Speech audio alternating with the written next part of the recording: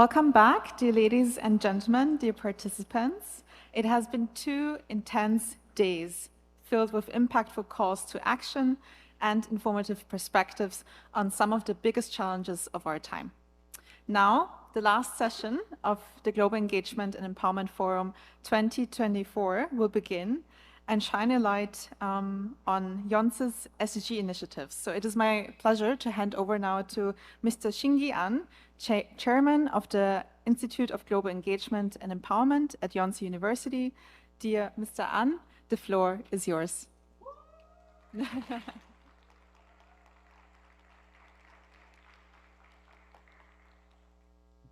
Good afternoon. Thank you for being with me by this time, and thank you for your kind introduction, Katrina. We are at the end of 2 days' journey of GEEF 2024. We gathered together under the title of Reboot SDGs and Reset Our Future. I think this theme has a connotation that is, unless we reboot SDGs, we cannot secure our future as sustainable, or we cannot secure our sustainable future. So I'd like to think about what SDG stands for, and I'd like to share what I learned from this GEEF 2024 forum with you. On September 25th, 2015, 193 member states of the United Nations, they unanimously adopted the 2030 Agenda for Sustainable Development. This adoption is indeed a concluding remark of Millennium Development Goals. The Millennium Development Goal was aiming to reduce poverty and extend basic services, especially toward developing countries. But at the same time, the adoption was an embarking moment for another 15 years journey, which aims to have sustainable development for all countries. So it expands the scope of development, and the SDG agenda tried to be more accurate and more objective. For example, the goal number 1 is no poverty. The goal number 1 has a audacious goal. The SDG agenda, they aim to eradicate extreme poverty or end extreme poverty. So what's the definition of eradication of extreme poverty? It means to reduce the people or reduce the population less than 3% of global population who are living with the extreme poverty. Extreme poverty means the people living on less than $2.15 a day. And after the embarking, the countries, they pledged investment for sustainable development goal, but the progress was not so good as planned. So in the year of 2019, the UN Secretary General Antonio Guterres declared a decade of action. He wants to accelerate, and he called every state to invest as they pledged. I just forgot to explain. No, I already explained. But unfortunately, at the end of 2019, we got COVID-19 pandemic. You know, the COVID-19, the whole global community was stricken by this pandemic, and the impact was so huge. You know, about the poverty progress, for the last 20 years, there's no time to increase the number of people with extreme poverty. But because of COVID-19, in the year of 2020, we have significant increase of the people with extreme poverty. Now, the global community has to adjust the goal. Now, the IMF and the World Bank estimate at the end of SDG agendas, I mean by 2030, the number of people with extreme poverty will be 7% of the general population. Because the COVID-19 gave us a deep shock, and because of this shock, there happened significant growth delay, especially in low and middle income countries. So somebody knows me. I'm a cardiologist, I'm a doctor, I'm a physician, so I'd like to ponder on this COVID-19 pandemic a little bit detail. So COVID-19 is a single disease, but it gave us multiple and deep impact. For example, in the beginning period of COVID-19 pandemic, 91% of students, they couldn't go to school. The number of students is about 1.6 billion. I don't think there is any time like this throughout whole human civilization. And you know, the investment in clean energy transition had to been set back by 30%, and I already commented on poverty. So while we are experiencing the COVID-19 pandemic, we also found another important aspect of this pandemic. So we can say that COVID-19 has a nature of syndemic. This is the question: why were black workers at greater risk from COVID-19 than their white peers? The observed the fact is the black American people, they have 5 times higher mortality risk. And of course, there is some possible explanations about that, but we can observe the fact this is a convergence of biosocial forces that interact with one another to produce and exacerbate clinical disease and progress. So because of pre-existing health disparity and economic disparity and the systemic racism, even the biologically same pandemic produce a different outcome. So that's why we can call COVID-19 as syndemic. But at the same time, we can call COVID-19 as ecodemic. This is not the word that I made. Many people say like that. Ecodemic.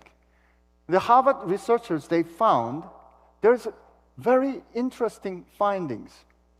You know, you can see the American United States map. The upper panel shows the average accumulation of fine particulate matter for the last 17 years.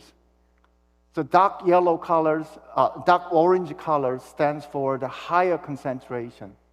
And you can find very similar pattern of mortality rate. So when they calculate, there is 11% increase of mortality when the fine particulate matter, so-called PM 2.5, increase 1 microgram per cubic meter. This observation is reproduced in Netherlands too. We can find the exactly same feature in Netherlands. So COVID-19 pandemic and its damning impact is tightly associated with the ecosystem or climate change or living environment. And then we can say that COVID-19 as the econodemic. You see there are two comparable graphs from your left side. The far left side panel is a observed pattern of economic recovery in high-income countries. They have an impact from COVID-19, and they have a period of recession, but eventually they have a recovery, significant recovery. We call it V-shaped recovery. But low-income countries, they have a greater impact and recess, and they could not have recovery. In global scale, COVID-19 gives us a more polarized reality. Though this polarization can be found in Korean society too. Because of COVID-19, upper 20%, they earn more money. But lower 20% people, they became poorer. We have many K-shape or K-type phenomenon, K-culture or K-pop, K-food. But we also can say that this is a K-shaped polarization. Because of the COVID-19, we became more polarized. And even I do not show you that we are experiencing political deeper polarization after the COVID-19 pandemic. So this event or unprecedented pandemic gave humanity deeper impact in every sphere of our lives. In addition to this pandemic, we also have to have geopolitical crisis. This geopolitical crisis hindered sustainable development progress. You know, the Russian invaded Ukraine, and the Ukraine and Russian conflict and war, the war is still going on. It gave an impact on GDP in every country.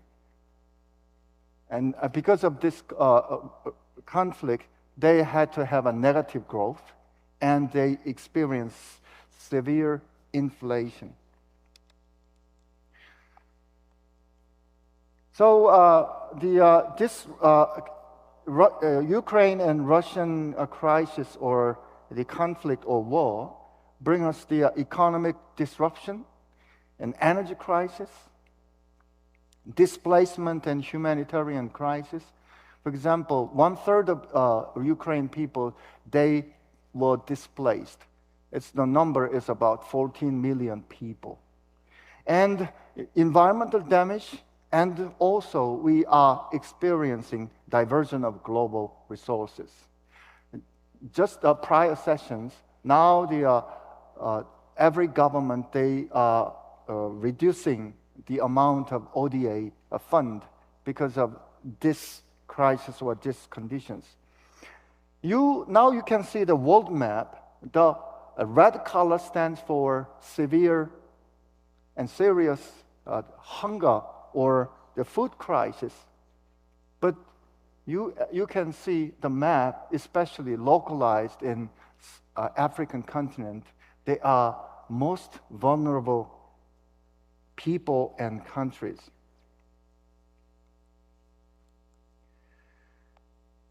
And now we are living with the climate changes, extreme flooding, extreme droughts, and extreme heat. I don't need to explain in detail. You know, the last summer, everybody says that the last summer was hottest summer since the observation of temperature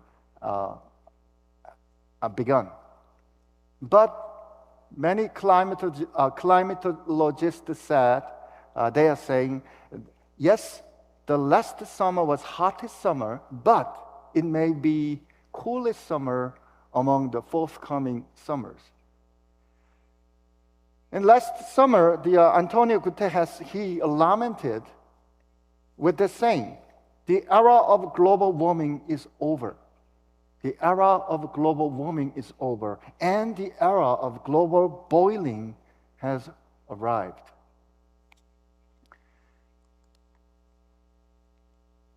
I just demonstrate three kinds of risks that we are facing, but it is certain that we are living in a troubled world.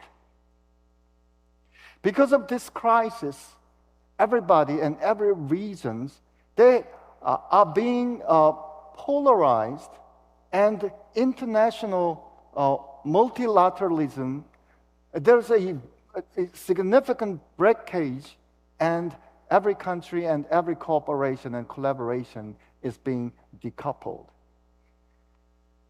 But the reality is, global risks in the being this decoupled world, ironically, they are tightly coupled and interconnected. This global risk makes us decoupled and polarized, but risk or problem or challenge itself, they are coupled and they are interconnected. So this reality tells us we need to think about and we need to revive and revitalize the nature of interdependence of global systems. And we need to know and we need to acknowledge the complexity of global risks. And we need for the collaborative solutions. And now we are experiencing impact on global governance too. You know, in this year, the 46% of countries, they have a general election and significant political elections. And the general tendency is, you know, every country is becoming more polarized, and the people tend to choose more extreme political side.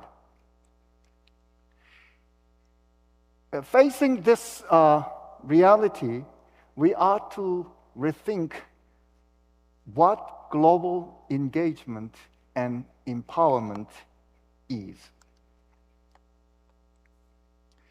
You are at Yonsei University. So I'd like to invite you the beginning of Yonsei University. I believe Yonsei University is a great evidence of global engagement and its resultant empowerment.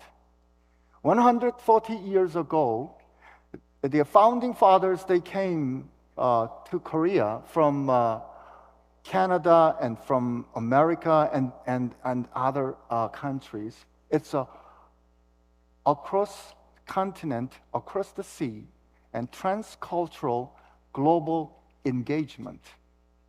Even their engagement comes from a kind of religious missions, but it is certain they came here as a global engagement. And the missionary Allen, he established Daejungwon. That was the beginning of modern medical clinic in Korea. And on the Wood, he established Yonhee College. And after the Korean War, Yonhee College and Severance Medical Union College, they were merged. That's why we have the name Yonsei. And now Yonsei produced, throughout the history of 140 years, Yonsei produced talented people and educated people. They have led the history and empowerment our motherland, Korea, and the world. So, in order to take, or in order to keep on the legacy of Yonsei University, we established igee, the Institute for Global Engagement and Empowerment at Yonsei University. We are aiming to nurture talents. You are standing here like you, and who can actively participate in resolving social issues based on the founding spirit of Yonsei University, which is deeply rooted in Christian engagement. So I don't need to repeat that we have serious challenges, and many problems. Now they are threatening our survival and our future. With conventional approach or conventional solutions, we cannot offer any answers. So we need to have innovative approaches to solve the problems. So that's why igee, we try to share expertise and capabilities, and we try to create a network for sustainable future of humanity. And we want to build partnership through the collaborative engagement, and we'd like to deliver messages that brings constructive changes, so-called transformative messaging. Now, let's come back to our conference, GEEF 2024. So I'd like to share what I learned from our sessions. The first lesson that I learned from our plenary sessions, that's the need of confrontation. Confrontation. For me, confrontation means to embrace the troublesome realities for engagement with compassion and courage. When Dr. Kim, Jim Kim, he was the president of the World Bank, when he talked about the mental health problems and demographic crisis of Korea, he shared his experiences when he tried to treat the people with HIV infections in Africa. You know, this picture is so famous, and this picture was published in New England Journal of Medicine in year of 2006, but the photo was taken in the year of 2003. I'd like to give you a question. You have two people, two gentlemen. Do you think the two gentlemen are a different person or the same person? It may be a silly question. In the middle of this slide, it was taken in March 2003. And after treatment of HIV infection and tuberculosis, after 6 months of treatment, the person truly and literally became a human being. Now, you know, when they made a proposal 3 by 5, 3 by 5 means by 2005, we're going to save 3 million people with HIV infection. You know, in the beginning period, everybody didn't believe it. And he said, he gave us another example when he decided to treat a multi-drug resistant tuberculosis patient. When he shared his plan and when he shared his desire, you know, the people, so-called experts, specialists, they showed anger to him. Now you are aiming the impossible missions, but they keep on their missions with compassion and courage, and they made it. When he was appointed as the World Bank president, it was his recommendation. He saved more than 7 million people with HIV infection. Now the number is more 13 million people. And his campaign is the only successful campaign in 20th century and 21st centuries. Because he experienced this remarkable miracle, so in front of this miserable reality, that Korea is known as no country for young people. We have the highest suicide rate of young people, and it's like a pandemic. There's about 40% of depression, but regardless, in spite of this higher rate of prevalence of depression, but very few people, they are treated. So his determination is definite. So he called us, and he wants to bring these problems, and he wants to talk. I heard, this is my understanding, and I don't think he has the answer now. But even he does not have any good answer for this situation at this moment, but he does not hesitate to embrace this troublesome reality. So I learned confrontation. In order to reboot SDGs, we need to confront our troublesome reality. We must confront the problems in order to open the way to a compassionate and interconnected society. And at the next sessions, we talk about care economy for social sustainability. This is what I learned.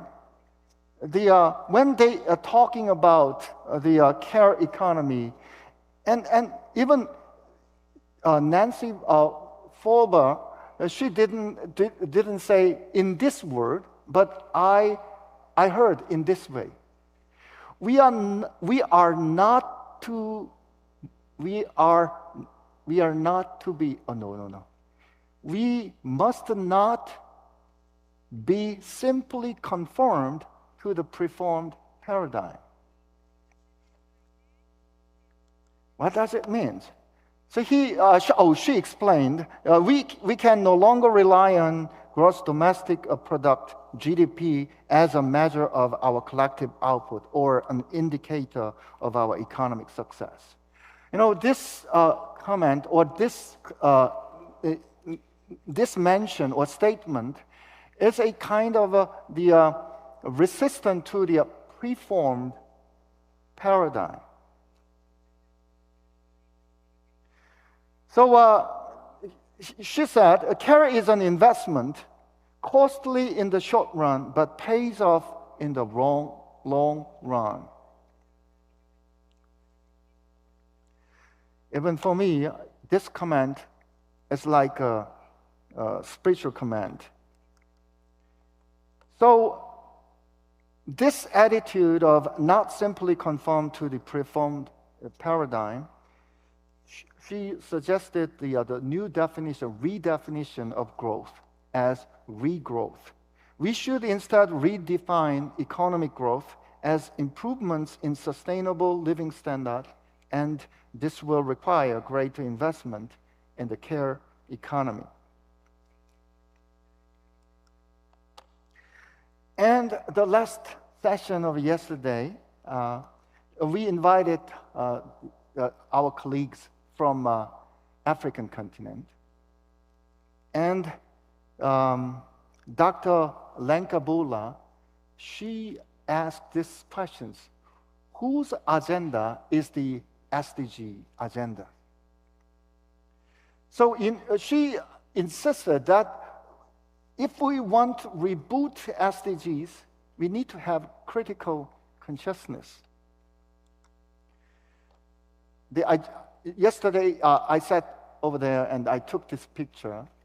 The red-colored area is South America and Africa and Asia.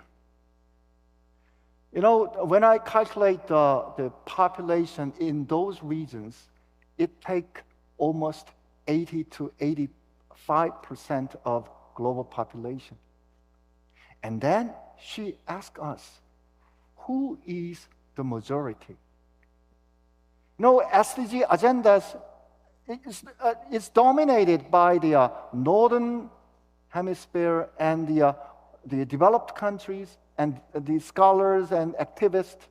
They have a genuine and good mind, but she is asking, did you hear us? And was there any space for our claim? So,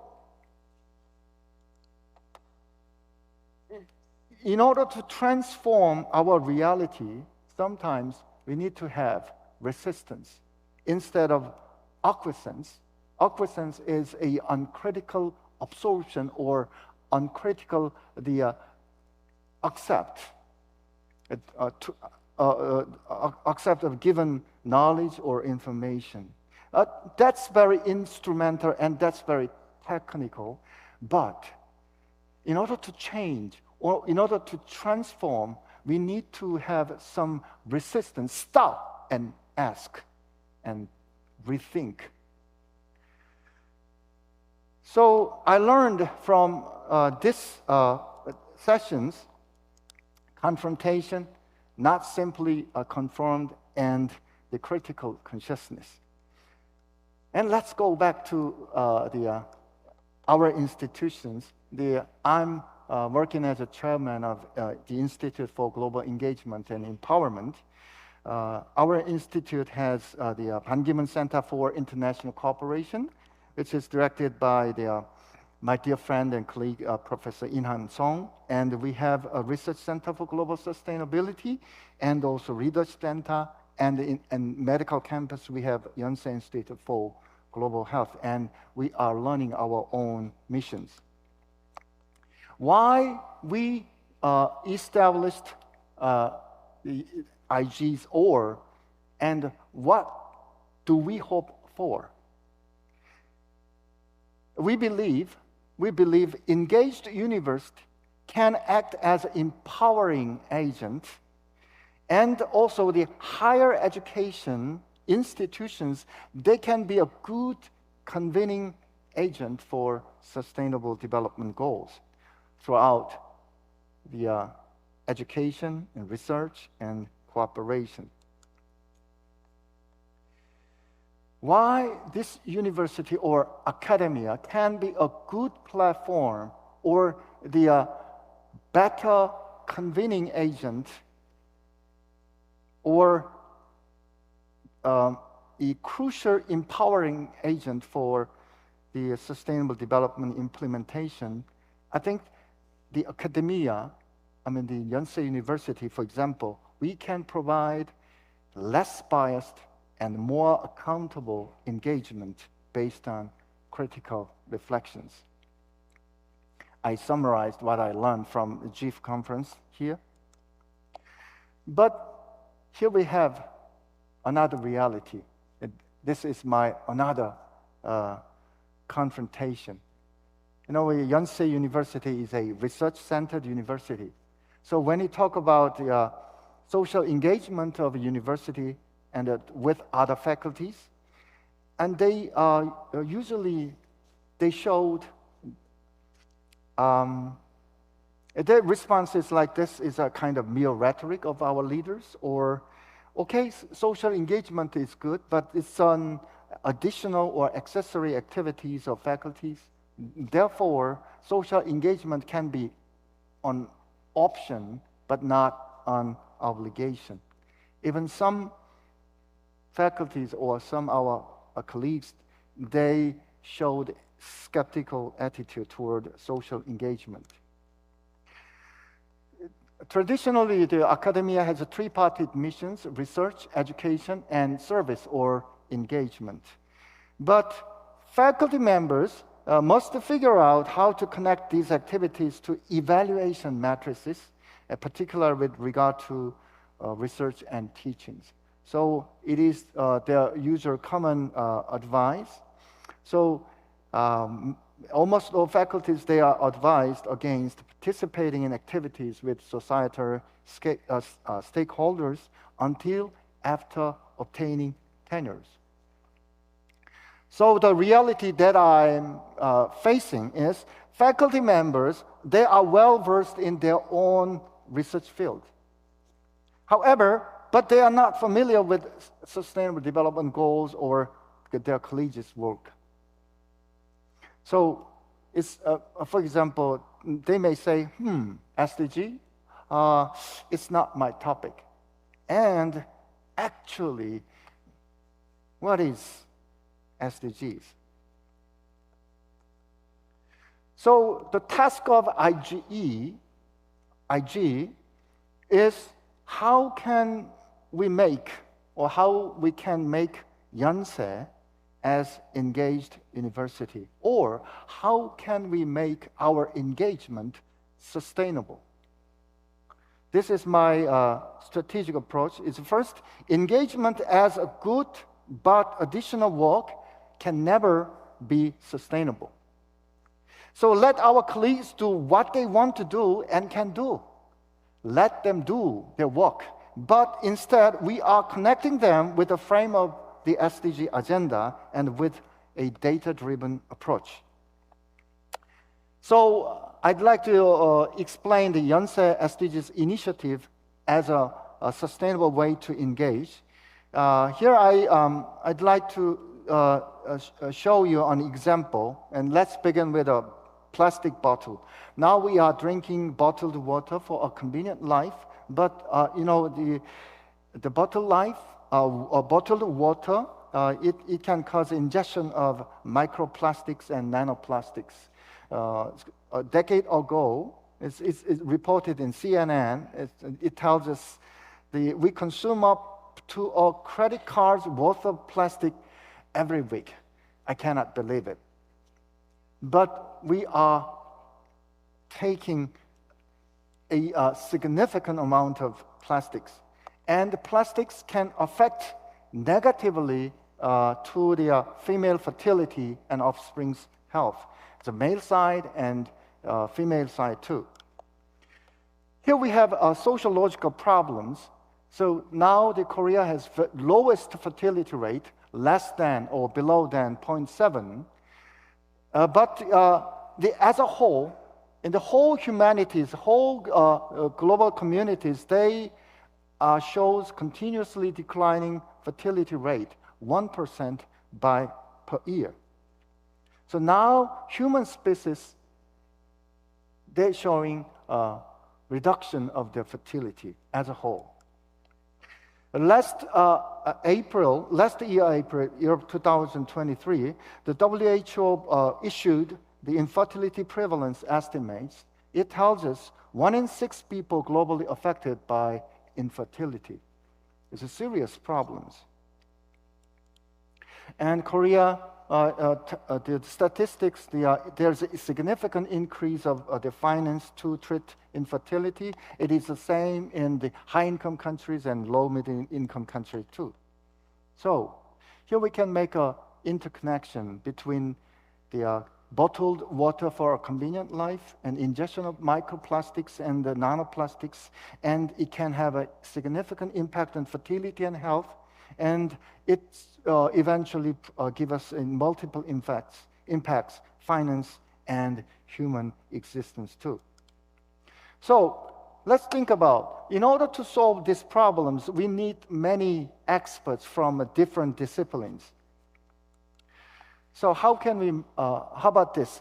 What if we can make a microplastics problem solution group from different discipline, and we can provide a comprehensive solutions. But still, this is the most difficult obstacles. The big obstacle is the siloed mentalities. Once again, I repeat, faculty members, they are well versed in their own research field, but they are not as familiar with the SDGs or their colleagues' work. So we proposed another approach, inductive approach with the opposite directions. So we hope to measure whether and how research at Yonsei University contributes to the sustainable development, and we aim to assess Yonsei University's academic contributions and practices for a decade and related to SDGs through machine learning technologies and data-driven analysis.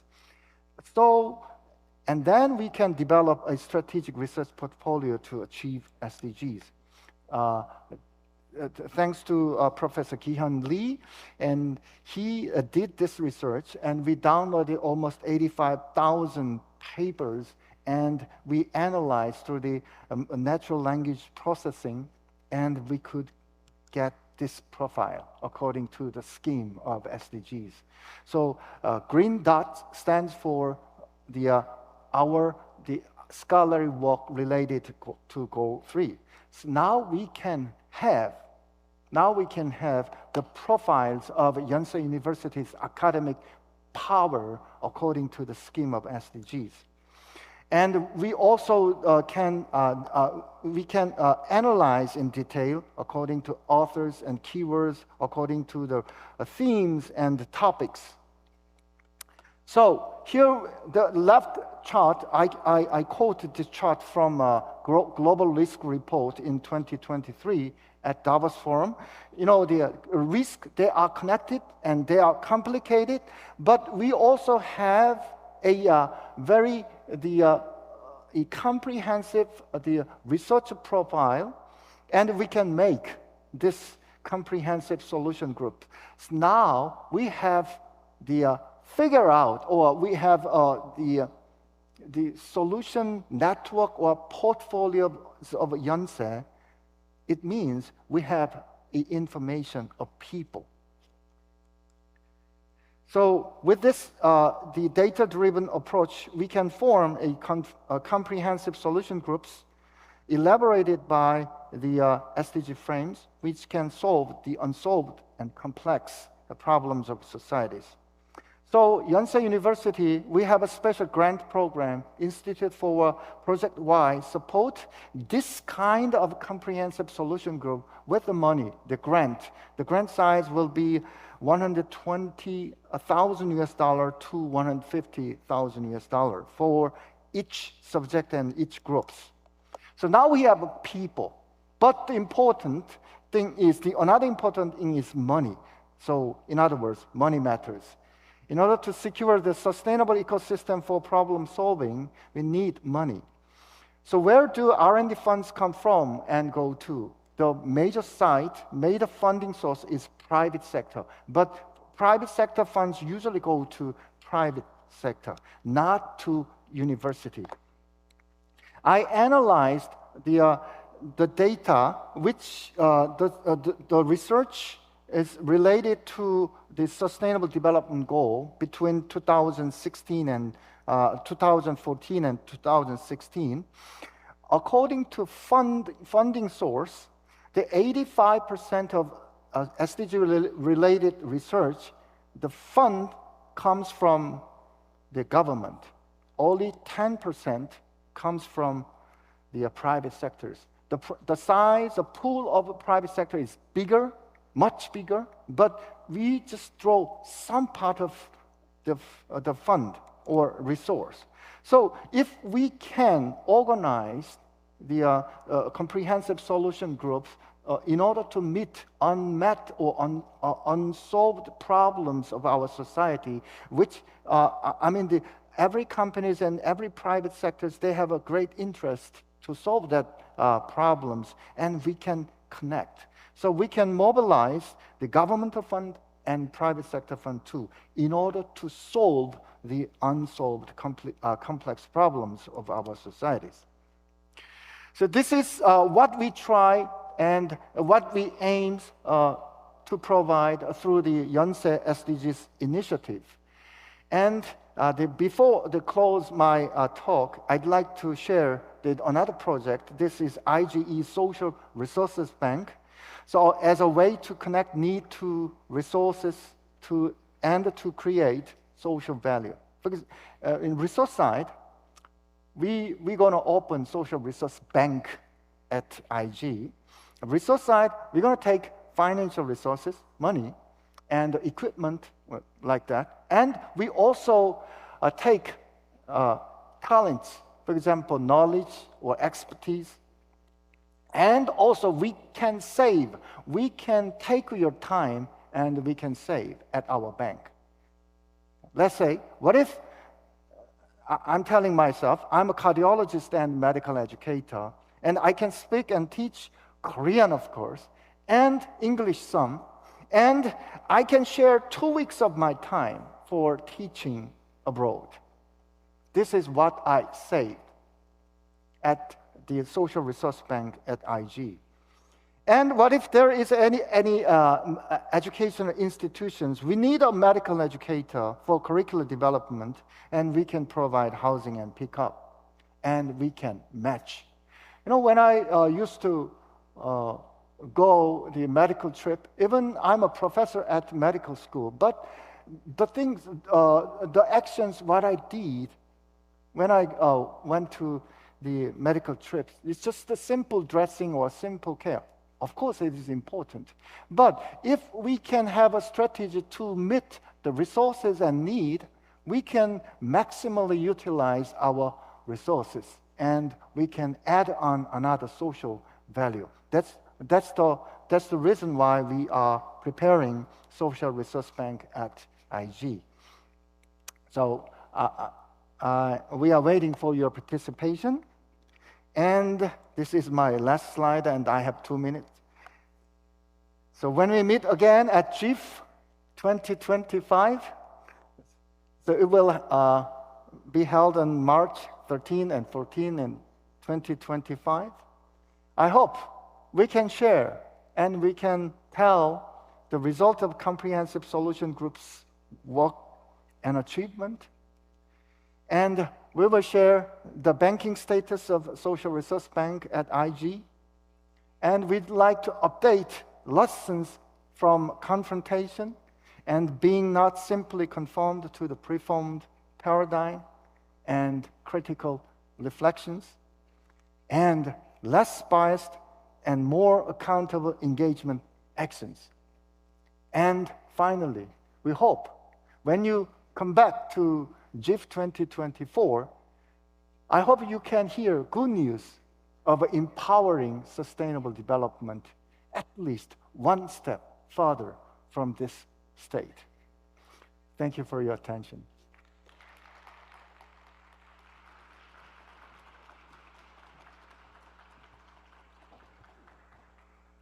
Dear ladies and gentlemen, that marks the last session of GEEF 2024. I hope you enjoyed the last 2 days of our discussions that we prepared here at the Yonsei University, and also by the Ban Ki-moon Foundation for a Better Future and the Ban Ki-moon Center for Global Citizens. We hope that this forum has inspired and empowered you to uphold human rights, care for the most vulnerable, and protect our environment. Finally, we would like to now give the floor again to Chairman Shin Gi-an for his closing remarks. Thank you again. And good afternoon again. My dear colleagues, and as we draw the curtain on the GEEF 2024, I find myself reflecting on the journey we embarked upon together and the milestones we aspired to achieve. When pondering the question, what really counts as success for GEEF 2024? What counts as success for GEEF 2024? Several indicators came to my mind. Is it the number of attendees? Yes, indeed, that matters, but it's not all. How about the distinguished speakers who joined us? Yes, their valuable insights and stimulating remarks have indeed enriched us. Yet, there's more to success than this. The attention from the media, It's beneficial, but cannot be the sole measure of success. What about recognition from the leaders of Yonsei University? While significant, but it still does not capture the entirety of success. So, what truly signifies that GEEF 2024 was successful? The essence of GEEF 2024's success lies not just in these tangible achievements, but in the deeper understanding and commitment towards the sustainable development goals that we fostered. Success is when each of us realize that the responsibility of implementation of the SDGs does not lie with others, but with ourselves. This realization, however, is merely the starting point. True success is embodied in our collective action and practice, in addressing the unresolved challenges that lie ahead with honesty and courage. We aimed to transcend biases and bring to the forefront a discourse rooted in reality and truth. By engaging experts from diverse backgrounds and initiating comprehensive solutions networks, we sought not just to deliberate, but to act. The success of GEEF 2024 can be measured by our ability to deepen societal understanding and empathy towards the SDGs, mobilize resources, and build resilient communities that embody the spirit of coexistence. At this juncture, I must express my heartfelt gratitude to President Yoon Dong-seok and the leadership of Yonsei University for their unwavering support, to UN Secretary General, His Excellency Ban Ki-moon, and the Ban Ki-moon Foundation for a Better Future, and our generous sponsors, and my esteemed colleagues and SDG fellow professors at igee.